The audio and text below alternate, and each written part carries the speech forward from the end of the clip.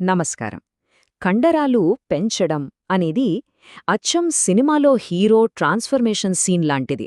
మొదట్లో మామూలుగా ఉండి, తర్వాత కఠినమైన శిక్షణ, క్రమశిక్షణతో ఫైనల్గా ఒక పవర్ఫుల్ లుక్తో మన ముందుకొస్తారు. మరి ఆ ట్రాన్స్ఫర్మేషన్ జర్నీ ఎలా సాగుతుందో, దాని వెనుకున్న సైన్స్ ఏంటో ఈరోజు వివరంగా తెలుసుకుందాం. అవును, ప్రతి బలమైన శరీరం వెనక ఉండేది ఒకే ఒక్క నిర్ణయం. ఈ ప్రయాణం ఎంత పెద్దదైనా సరే దాని మొదలు మాత్రం ఒక చిన్న సంకల్పంతోనే ముడిపడి ఉంటుంది.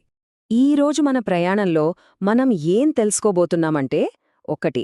కండరాల వెనకున్న సైన్స్. 2. పాటించాల్సిన 3 ముఖ్యమైన నియమాలు.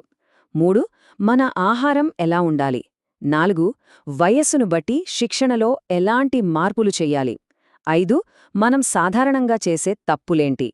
ఇక ఆఖరిగా అన్నింటికన్నా ముఖ్యమైనది, అసలైన హీరో, స్థిరత్వం. సరే, మరి స్టార్ట్ చేద్దామా? సరే, మరింకాలస్యమెందుకు? మన మొదటి సెక్షన్తో మొదలుపెడదాం. ఈ ట్రాన్స్ఫర్మేషన్ వెనుక ఉన్న అసలు సైన్స్ ఏంటి, మన కండరాలు నిజంగా ఎలా పెరుగుతాయి చూద్దాం. శాస్త్రీయంగా చెప్పాలంటే దీన్నే మజిల్ హైపర్ట్రోఫీ అంటారు. వినడానికి కొంచెం కష్టంగా ఉన్నా ఇది చాలా సింపుల్ ప్రాసెస్. మనం వర్కౌట్ చేసినప్పుడు మన కండరాల నలాల్లో చిన్న చిన్న గాయాలవుతాయి. భయపడకండి, ఇవి చాలా సూక్ష్మమైనవి. అప్పుడు మన శరీరం వాటిని రిపేర్ చేస్తుంది. కాని ఎలా?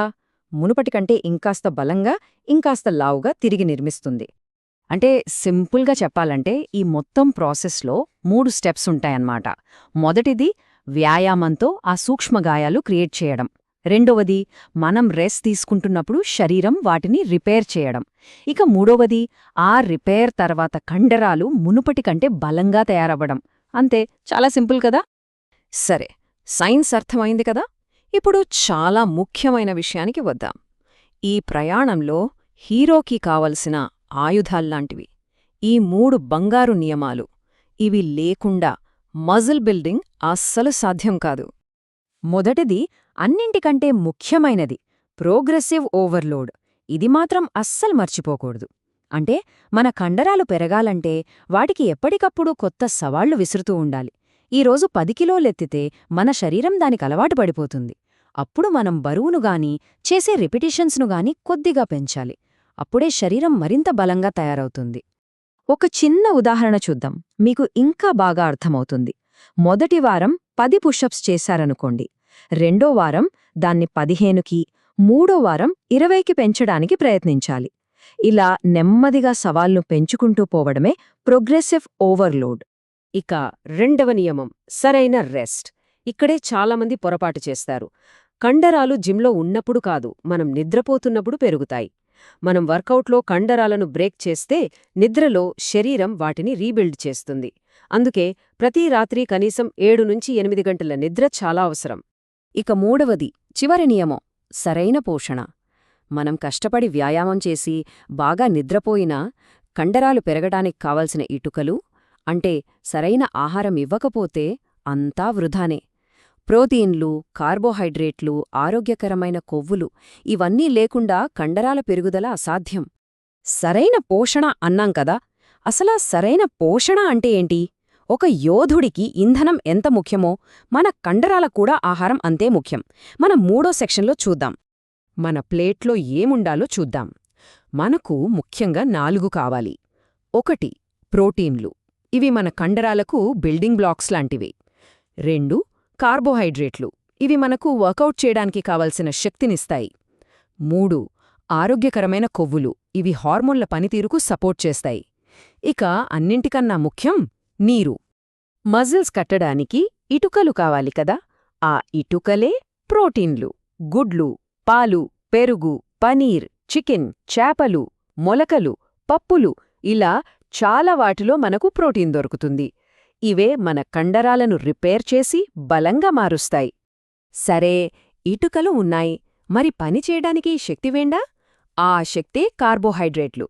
బ్రౌన్ రైస్, మిల్లెట్స్, ఓట్స్, చిలగడదుంప, అరటిపండు లాంటివి మనకు మంచి శక్తినిస్తాయి.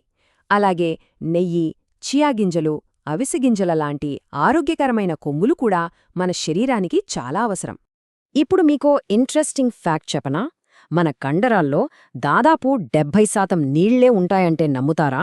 అవును, ఇది నిజం. అందుకే మనం సరిగ్గా నీళ్లు తాగకపోతే కండరాలు డీహైడ్రేట్ అయిపోయి బలహీనపడతాయి. అందుకే రోజూ తగినంత నీరు తాగడం చాలా ముఖ్యం. సరే, బేసిక్స్ అన్నీ కవర్ చేశాం. కానీ అందరికీ ఒకే రకమైన ట్రైనింగ్ సరిపోతుందా? వయస్సు పెరిగే కొద్దీ మన పద్ధతులు మారవా? ఖచ్చితంగా మారాలి. అదే మన 4వ సెక్షన్, వివిధ వయస్సుల్లో శిక్షణ. మన జీవితాన్ని కొన్ని దశలుగా విభజిస్తే బలం విషయంలో కూడా ఇలాంటి దశలే ఉంటాయి. టీనేజ్లో పునాది వేస్తాం. 16 నుంచి 25 ఏళ్ల వయసులో మన హార్మోన్లు పీక్లో ఉంటాయి. అది గ్రోత్ స్టేజ్. 26 నుంచి 40 వరకు పెర్ఫార్మెన్స్పై దృష్టి పెడతాం. 40 తర్వాత ఉన్న బలాన్ని కాపాడుకోవడం ముఖ్యం. ఇక 60 దాటాక మన రోజువారీ పనులకు అవసరమైన బలంపై ఫోకస్ చేయాలి. ముఖ్యంగా ఈ 2 దశల మధ్య తేడా గమనించాలి. 16 నుంచి 25 ఏళ్ల వయసులో మన లక్ష్యం కండరాలను వీలైనంత పెంచడం. అందుకే ప్రోగ్రెసివ్ ఓవర్లోడ్, ఎక్కువ ప్రోటీన్ మీద ఫోకస్ ఉంటుంది. కానీ 40 దాటిన తర్వాత కండరాలను పెంచడం కంటే ఉన్న కండరాన్ని, ఎముకల బలాన్ని, కీళ్ల ఆరోగ్యాన్ని కాపాడుకోవడంపై మన ప్రాధాన్యత మారుతుంది. మరి 60 ఏళ్లు దాటిన వాళ్ల సంగతేంటి? వాళ్లకి జిమ్కెళ్ళి భారీ బరువులెత్తడం కంటే తమ పనులు తాము చేసుకోగలగడం, కింద పడకుండా బ్యాలెన్స్గా ఉండడం ముఖ్యం. దీనికోసం చైర్ స్క్వాట్స్, తేలికపాటి బరువులెత్తడం, నడక, స్ట్రెచింగ్ లాంటివి చాలా సహాయపడతాయి. సరే, ఇవన్నీ బాగానే ఉన్నాయి. కానీ చాలామంది ఈ ప్రయాణంలో ఎక్కడ వెనకబడతారు?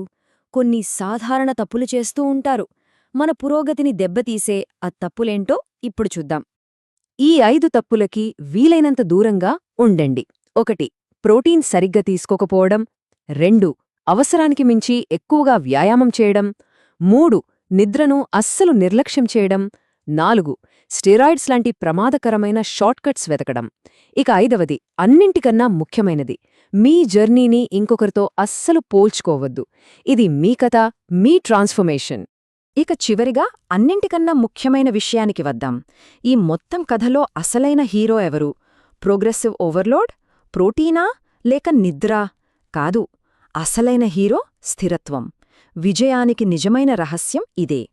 ఒకటి గుర్తుంచుకోండి, బలమైన శరీరం కావాలంటే ముందు మనస్సు బలంగా ఉండాలి. అవును, క్రమశిక్షణ, సహనం ఇవన్నీ మనస్సు నుంచే వస్తాయి. ఒక్కరోజు జిమ్కి వెళ్లగానే మార్పు రాదు. ఒక్కరోజు మంచి ఆహారం తినగానే శరీరం మారిపోదు. రోజు నిలకడగా చేసే ప్రయత్నమే అసలైన ఫలితాల్నిస్తుంది. సో, మీ ట్రాన్స్ఫర్మేషన్ సీన్ ఈ రోజు, ఈ క్షణం నుంచే మొదలవుతోంది. మరి మీ మొదటి అడుగు ఏంటి?